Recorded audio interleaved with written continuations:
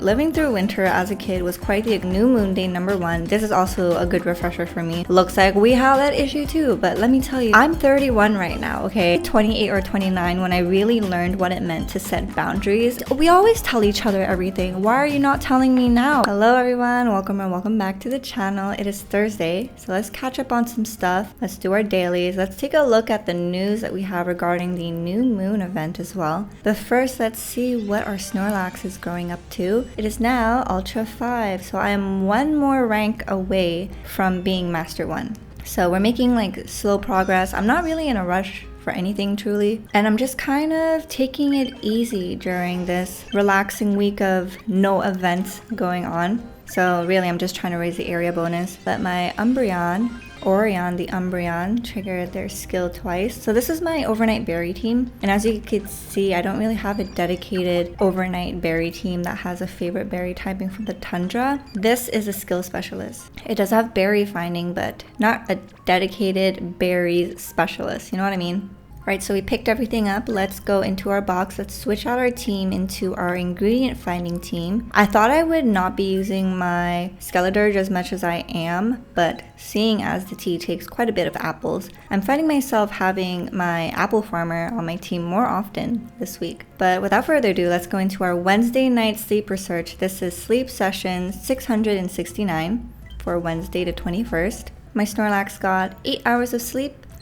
This is the sleep graph, which I never really care much for. And sleep type is snoozing. I never really care much to look at the screen either. But let's see what the drowsy power is. 42 million. And we are one away from having a maximum spawn. So the other day, I accidentally forgot to put my sleep tracker on. So I know that this week the sleep tracking isn't going to be as great. That Pommot, or whatever that version of Pommy is, always confuses me because the color variation looks like it's a shiny, but that's actually the regular color. I always get confused with that Pokemon, the Pommy, Pommos, and Pommot. But nothing I want, and so far I haven't encountered a Sneasel either. The Raticate is hungry though, and the Flaffy. Or no, that's Mareep, or Flaffy. I get confused between those two.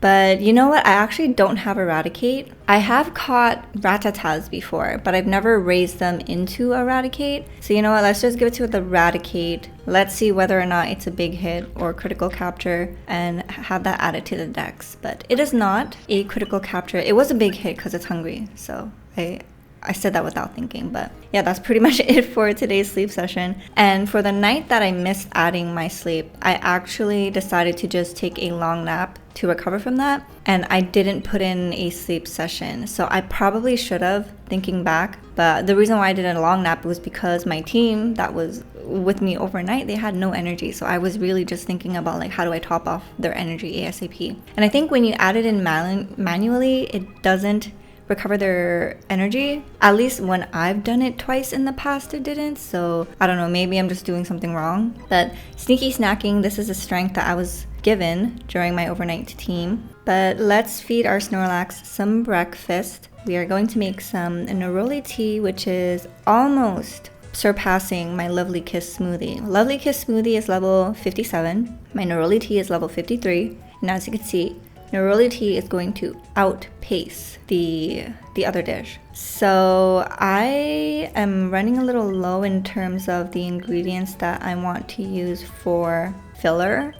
So I'm just using whatever I have a lot of. And we are at 23k, very low numbers. It's literally half the amount that I'm used to for salad and curry week. But that tea looks delicious, especially in the cold tundra. Speaking of the cold tundra, I grew up in Canada and we have 4 seasons there, okay? And I realized that something that other people in the world might not have experienced if they didn't experience winter was just living through winter. And let me tell you, living through winter as a kid was quite the experience because, as you know, when you're young, you have something called recess. So you have it during the morning period and then again during the lunch period sometimes. I hated recess, especially in the winter time, because you had to be out there in the cold for like 10-15 minutes, and in the winter time you have to have a separate attire. So winter can get pretty expensive for parents because you have to buy them a winter jacket,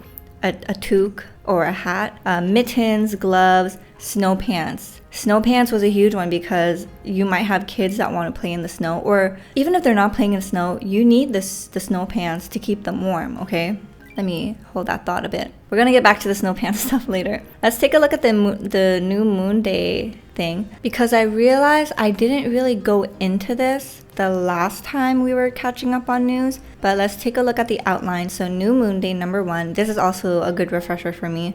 Also, I'm kind of like dressed like Darkrai Murkrow vibes. Possibilities shine on the night of the new moon. This event is held once a month for a total of 3 days, on the day of the new moon and the days before and after it. This event will have special appearance rates, and it will be harder for Pokemon to become full. You may even meet shiny Pokemon. So this is a great time to be in areas where you know you're going after Pokemon that might have higher pips, making it harder to catch, or just Pokemon that you want to encounter as shiny. So I know for sure for me, I will be in the tundra because I still need to catch a Sneasel, and Sneasel has 16 pips. So hopefully we'll be able to encounter a Sneasel there. And another Pokemon actually will benefit from this as well, which I think we will see later in this news. But they hope that we're all looking forward to this, and the event is actually happening next week, starting on Monday. And it's happening in all of the areas. The day of the new moon is actually on May 27th. I actually like the fact that it observes the moon cycles, because I feel like with Good Day Sleep especially, I've just noticed the full moon a lot more than I had previously. And I just appreciate it even more every time I look up in the sky. So these are the following effects that will trigger in the applicable areas during this event. So there are 2. No, I lied, there's 3.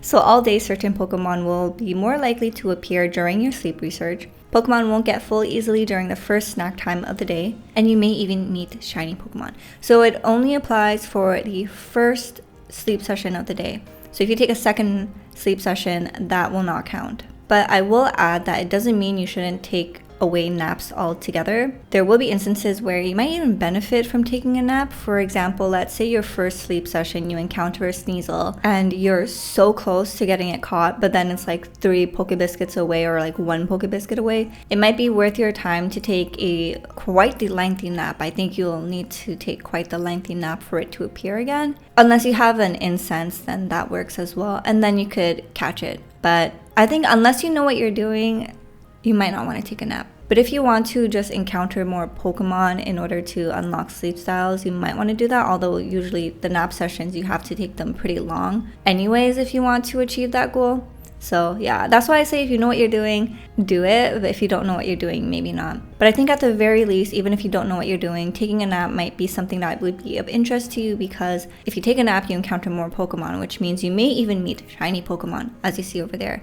And it seems like that is not exclusive to the first sleep session. So whether or not you're doing your first sleep or your second sleep, your encounter chance of meeting a shiny is going to be higher. Whereas the Pokemon won't get full bonus only applies to the first sleep. So things to consider. Pokemon you can encounter in each area. The following Pokemon are more likely to appear during this event. So all day, there is going to be a special appearance rate for Darkrai. Wow, how exciting, especially with the Eureka seeds and everything going on. And then there's a greater appearance rate of Honchkrow and Murkrow. But there is some notes. So the Pokemons here will be starting to appear next week on Monday, but the final note is that, the first note says that the Pokemon will appear in all areas, but then the final note says that Murkrow and Honchkrow's greater appearance rates are only affected during New Moon Day number 1. So that means that number 2, 3, 4, they won't have the increased appearance rate. If you're wondering why is it increased now, it's because this new Pokemon is tied in with this new event, so they bump up the appearance rate for that, kind of like how we did it for the Spring Festival when the chances of happening TNC and Blissey were increased, but then after that they were like decreased. So little glimpse into the reasoning of that. And now I think the thing that most people want to know about Darkrai's special appearance rate. So a special appearance rate is a bonus that gives you an opportunity to encounter Pokemon you normally wouldn't meet. During the New Moon Day event, you will be able to encounter Darkrai in all areas, regardless of your sleep type, which is great. Darkrai will sometimes appear during the first sleep session of the day, but will never appear during the second sleep session of the day. Additionally, if you weren't able to encounter darkrai during the sleep research, your chances of encountering darkrai during the new moon sleep research will increase a little at a time. Let's take a look at the details if there's anything here. Alright, I think the most notable thing here is after the event ends, you will no longer be able to encounter Murkrow or Honchkrow outside of Greengrass Isle, Snowdrop Tundra, or the Old Gold Power Plant. You can use Murkrow instances in any areas up until June the 9th. Oh, so it's not going to be a regular spawning Greengrass, Snowdrop, or Old Gold Power Plant. Interesting. So Lapis Lakeside is not an area that I would imagine Murkrows to be in. Taupe Hollow is getting some love, and it seems like it's going to appear in Cyan Beach as well. And yeah, that is everything that I needed to catch up myself on for the New Moon Day number 1. Hopefully this is a refresher to you guys, or maybe provided a little bit more insight that you may not have thought about. Pretty exciting. New Pokemon is always pretty exciting. And let's go into the sleep research. Let's do our community yap session. I have my iced latte here as usual. Cheers, you guys. Delicious, so good. All right, so going back to snow pants. We would have to wear snow pants. And if you know, kids grow very quickly. So you have to buy snow pants that are like a size or 2 larger just so that they continue to be able to fit those snow pants as the years progress. So yeah, children, freaking expensive, especially if you live in a place where there's 4 seasons, because now you have to dress your child ready for all those 4 different seasons. So yeah, snow pants were a thing. So can you imagine, we're out there playing in like negative 25, sometimes 30. Actually no, when it's like negative 30 degrees Celsius, we wouldn't be forced to play outside. But there was this one time in high school, because in high school you kind of ditched the snow pants, right? You don't have recess outside anymore, you have recess just inside the building. But you do have a chance to wander outside if you want to, which is nice. I just stayed indoors, okay? But this one time when I was getting lunch, I was out with my friends and it was a snowy area. It was a snowy season and there was a puddle of water, ice water slush. And I slipped on the ice and I fell in the puddle and I was like, oh no, this is not good because I'm going to get sick. I just know I'm going to get sick. So I go to the principal's office and I tell them my situation and I ask them, can you please let me go home so I can change my clothes? Guess what? They said no. They didn't even offer me clothes to change in, so I just had to sit in the classroom with cold, wet clothes. And guess what? I got a freaking fever. And Sniffy Cookie, congrats on the shiny Geodude, the little gold nugget you found on your field. But yeah, living in Canada as a kid with winter is quite wild, and living here in Asia has made me realize how different my experiences growing up with the snow is compared to the people here. Like I was talking to a friend the other day and we were talking about like the cockroach problem I have right now, and it seems like the tenants before had the problem too, and there's a space in the living space where the garbage chute is where they had that issue. So looks like we have that issue too. But let me tell you, oh my gosh, we found a shiny Drifloon.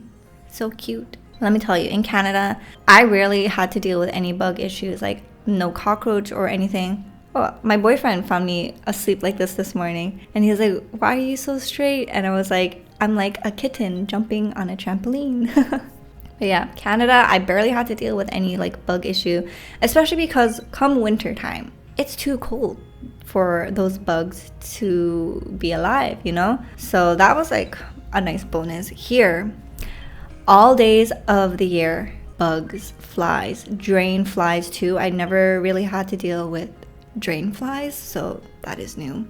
And yeah, snow and winter. Coming from a girl who's experienced 4 seasons, now living in Southeast Asia, experiencing only 1 season, very interesting. I do have to say I missed the 4 seasons. So the other topic I really wanted to talk about, I took quite a bit talking about snow pants and stuff, but the thing I really wanted to talk about is boundary setting. So I'm 31 right now, okay? And your girl has gone to therapy for 2 years. A consistent consecutive 2 years of my life has been going through therapy and just like having someone be introspective with me and guiding me through certain thought patterns or maybe bad habits that I've had, and just like unpacking a lot of things that can explain why I have certain behaviors or ways of thinking, and whether or not that way of thinking or patterns of behavior is beneficial to the type of life that I want to fulfill or the type of person that I want to be, okay? And sometimes it takes a professional to help you navigate through that. And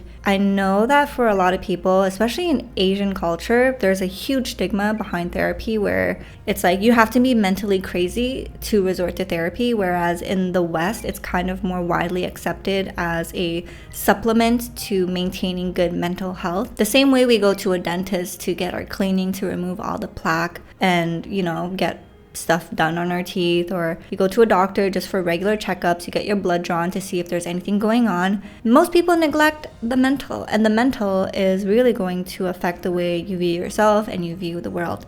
Now, one thing I learned in my young years or late 20 years of going to therapy, I was probably 28 or 29 when I really learned what it meant to set boundaries and how that can affect people around me. Because coming from a person who was constantly trying to people please, who always felt uncomfortable if I made someone else uncomfortable for standing up for myself, boundary setting was something that I was not used to. And it took a while of talking with my therapist for me to grow a backbone and for me to learn to advocate for myself and to set boundaries and to learn to not feel bad about setting boundaries. Because if someone is going to feel so comfortable disrespecting your comfort, why are you not doing yourself the service of protecting yourself from the disrespect that they're giving you, or just like standing up for what you need to stand up for? Because if you can't be honest with the type of treatment or boundaries you want to set on yourself, how can you expect yourself to be honest with other people around you, right? So once I started learning how to set boundaries at the age of 28 and 29, I noticed that the type of people in my life could react two ways. They can either just respect my boundaries and it's like business as usual and they don't make a big deal about it and they just accept this new boundary I have. Or you have people who make a big deal about it and try to make you feel bad by saying things like, where is this coming from? You used to not say no before. Why are you being so difficult now? Well, I miss the old you. You changed. You wouldn't react like this time. And I had to talk about that with my therapist, being like, why are certain people making me feel so bad for this new boundary I have for myself when I'm feeling good about these boundaries? And she put it in a way that really put things in perspective to me. She told me that a lot of times there are some people who will not be happy with the fact that you're setting boundaries because it means that you are challenging the status quo of your relationship in a way that benefited them more than it benefited you. So if you feel people acting up because you're setting a boundary, you now know that the way they look at your relationship is a way where they had the upper hand. Because someone who will treat you as an equal in a friendship will not look that way towards a boundary, a healthy boundary that you have for yourself. Like, let's say, no, I don't want to talk about that anymore. Like, can we take a pause? I'm not really feeling comfortable. A normal, undifferentiated friend who is very well adjusted will be like, you know what? You're right. This might be a lot for you right now. Let's talk about it when you're ready. I'm not going to pry, but when you're ready, just know that the door is always open. Someone who's not that well adjusted might be like, why are you closing up on me? Who are you telling this to? We always tell each other everything. Why are you not telling me now? Is there something you're hiding from me? And their reaction has a lot to do with projection of their sorts of insecurities and the fact that because you are no longer operating in a way where it was beneficial to them or in a way that they favored you to behave, they are now going to act up because they feel like you've changed in a way that isn't agreeable to them anymore. And that's what she meant by like challenging the status quo.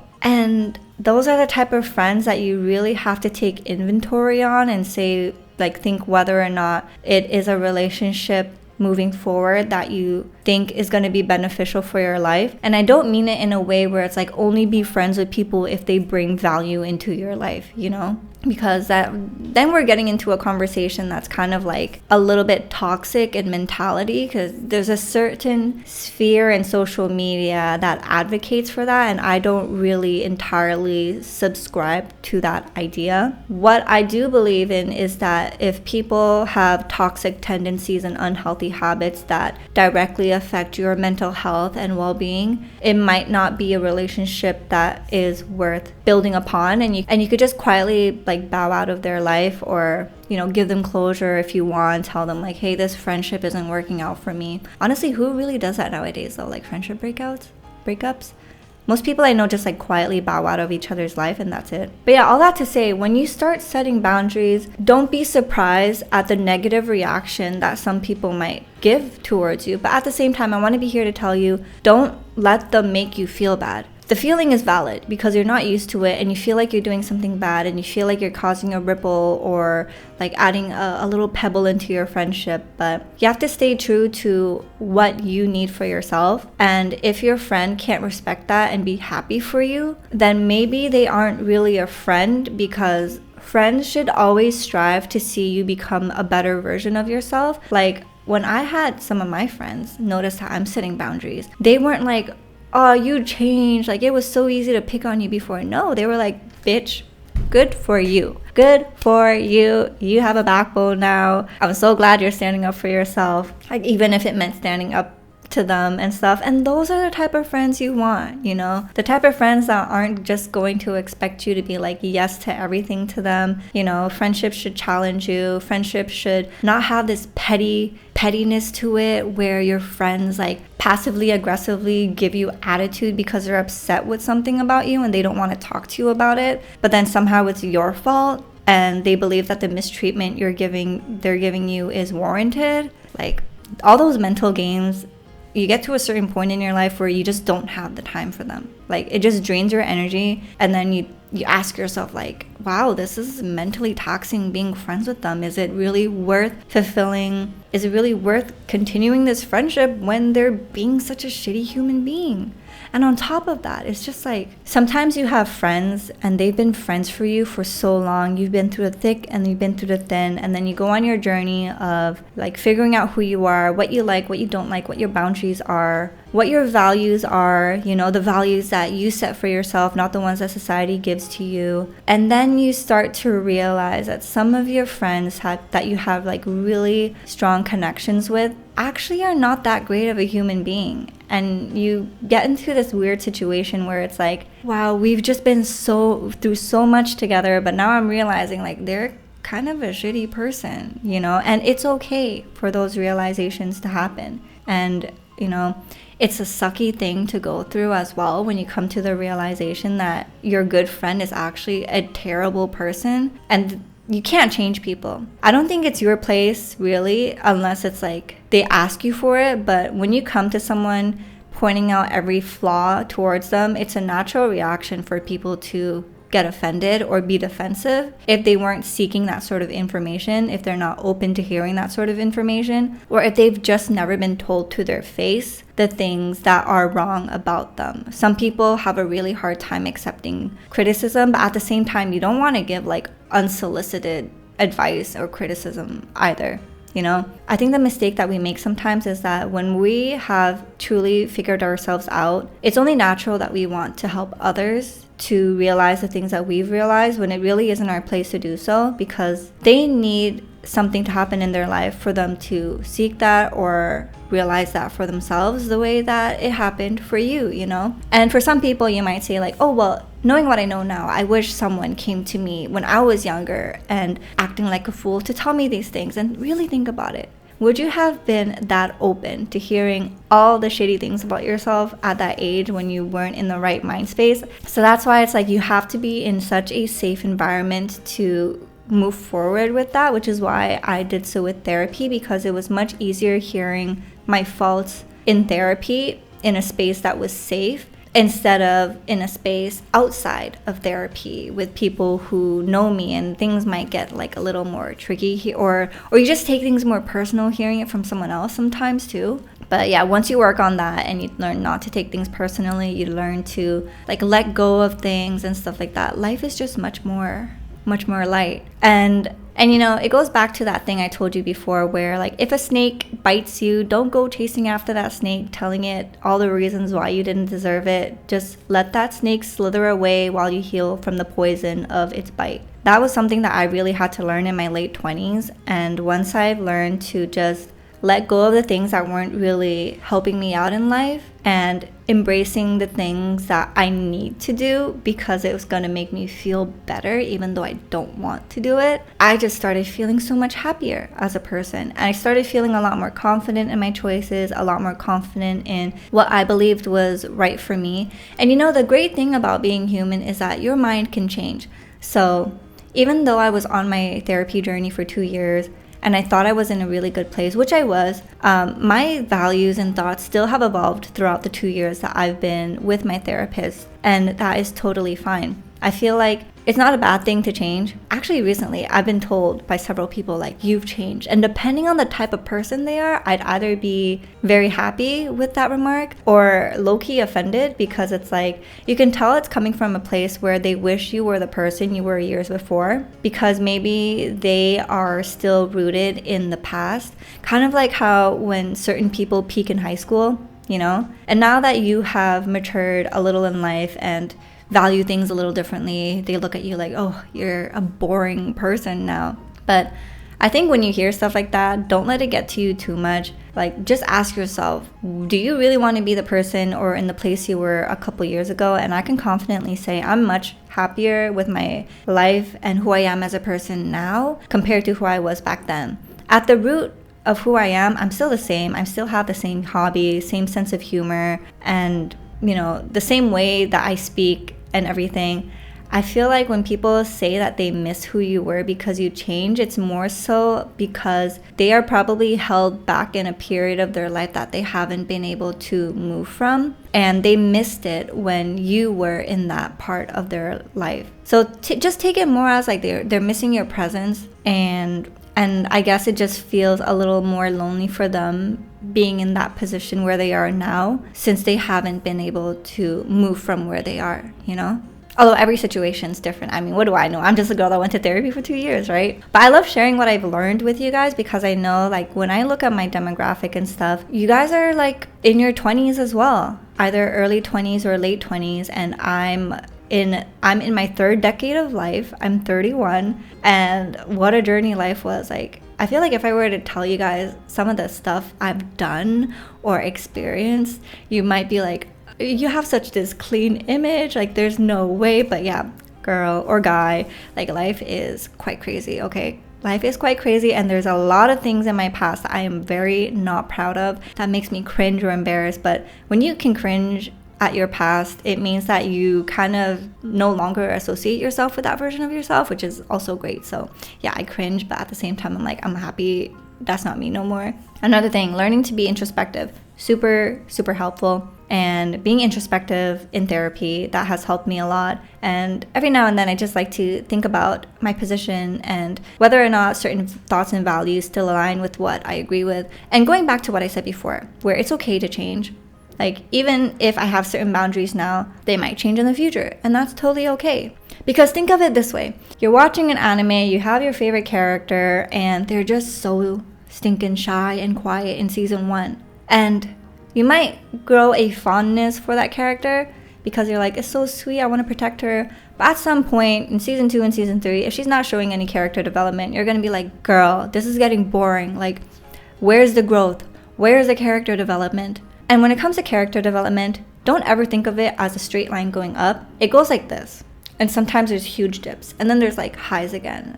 But there's always going to be dips in your development because it's just natural for humans to make mistakes. But I think the more mistakes you make, the more you're able to learn what is right and what is wrong and what you're comfortable with. So don't feel too bad about making mistakes. I know growing up, making mistakes in an Asian household, and I'm pretty sure in other countries as well, or other nationalities, ethnicities, making mistakes is like, depending on the parent and how they parent you, like, making mistakes was bad. So I grew up fearing to make mistakes until I graduated in 2019 university. I had my first job, an office job, and I was deadly afraid to make mistakes. And my boss kind of caught on to that. I'm so lucky she was like so well in tuned with how I was feeling and my anxieties with work. She was honestly the greatest boss I could ever ask for. But she realized I was afraid to make mistakes, and she told me like, hey, Eutrope, it's okay if you make mistakes. I'm not going to be mad at you.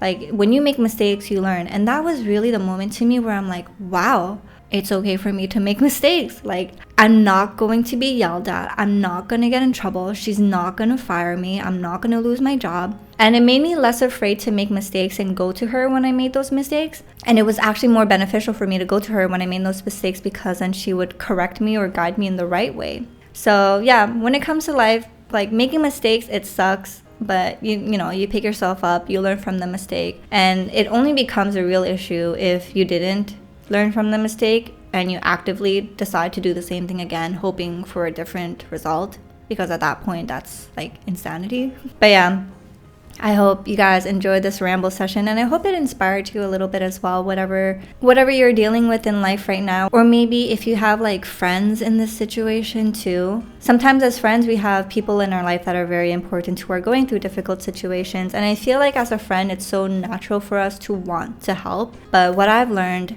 and what I also realize that I need for myself, is sometimes I need someone to just be my soundboard and not someone to problem solve my problems for me.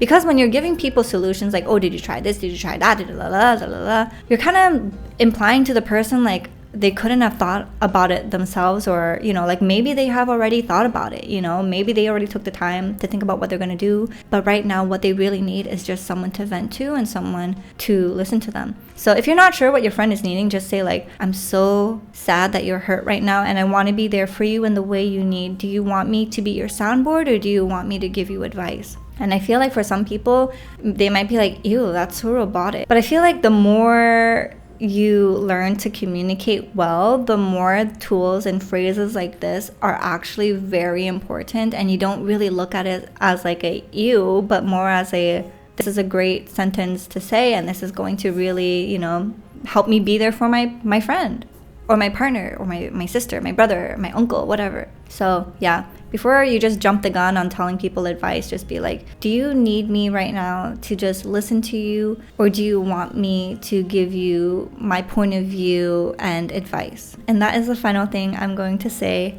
I hope you guys enjoyed this video. If you did, please give it a like, comment, and subscribe. I appreciate it every time you do. The Darkrai video was supposed to be out this week, but I decided because the New Moon Day event is next week, I want to get some footage just in case anything is needed from that footage to add into my Darkrai video, so that I don't have to like make a part 2 or anything. I want to have like all the information, every footage I need in like one neatly packaged video, and then plop that into my beginner guide series. So yeah, sometime next week will be Darkrai 101 video. I hope you guys are looking forward to that. But until then, tomorrow is Friday. Enjoy your Friday, enjoy your weekend, and I will see you guys in the next one. So until then, take care, good luck, and have fun. Bye. Every other night I know the movie gave me